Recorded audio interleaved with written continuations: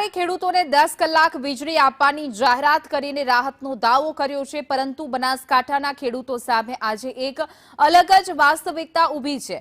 અહીં ખેડૂતો કહી રહ્યા છે કે મોટર તો ચાલશે, પણ પાણી ક્યાંથી આવશે? એક તરફ વધારાની વીજળીની જાહેરાત થઈ રહી છે, તો બીજી તરફ વરસાદે મોઢું ફેરવ્યું છે। તળાવો તળિયા જાટક બન્યા છે અને ભૂગર્ભ જળ વધુ ઊંડે ઉતરી ગયું છે। પરિણામે અનેક ખેડૂતો માટે 10 કલાક વીજળી ખુશીના સમાચાર નહીં, પરંતુ એક અધૂરો ઉકેલ બની રહ્યો છે। ખેડૂતોનું કહેવું છે કે ખેતરમાં પાણીનો ટીપું ન હોય તો વધારાના 2 કલાકના વીજ પુરવઠાથી પાક લીલો થવાનો નથી। બનાસકાંઠાના ખેડૂતોમાંથી આજે એક જ અવાજ સંભળાઈ રહ્યો છે, વીજળી તો આપી, હવે પાણી ક્યારે આપશો? હવે સવાલ એ છે કે ખેડૂતોને ખરેખર રાહત વીજળીથી મળશે કે પછી પાણીથી?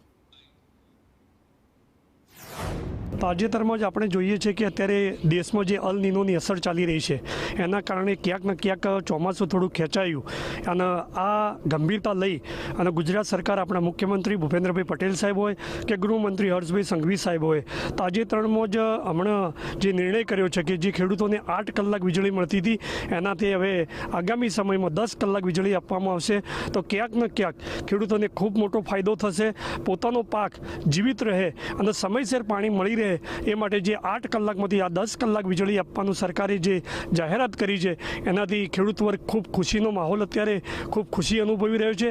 એમાં જો તળાવ ભરવામાં આવે તો જ એનો ફાયદો અમને લાભ મળે એવો છે, એટલે આ સરકારે 10 કલાક કરી એ બહુ સારું છે, કારણ કે અત્યારે વાવેતર છે, ગરમી પણ પડે છે ને ગરમીની સિઝનમાં પાણીની ખૂબ જ જરૂરિયાત હોય છે। મગફળીનું વાવેતર પણ થઈ ગયું છે ને આ બધા ખેતરમાં પાણીની ખૂબ જરૂરિયાત હોય છે, એટલે 8 કલાકની જગ્યાએ 10 કલાક કર્યું છે એ બરાબર છે, પરંતુ પાણીના નથી અને એને લઈને જો તળાવમાં પાણી આવશે તો જ આ 10 કલાકનો ઉપયોગ થશે, નહીંતર 8 કલાકમાં પણ પાણી મળે એવી સ્થિતિ નથી। હવે 10 કલાકમાં છે ને 8 કલાકમાં 2 કલાક પાણી ઓછું મળતું હતું, જેના હિસાબે છે કે થોડું ભેજનો ઓછો જળવા દેતી। હવે છે કે જો 2 કલાક વધારે મળે તો જે પશુ માટે છે ઘાસચારો પણ થોડો વધારે થઈ શકે અને પાકને પણ સારો એવું પાણી મળી રહે, એટલે છે કે પાકમાં પણ ઉત્પાદન વધારે મળી શકે। એટલે આ સરકારે છે કે જે જાહેર કર્યું આ સારામાં સારું કર્યું છે, અત્યારે બહુ સારી જ સગવડતા કહેવાય।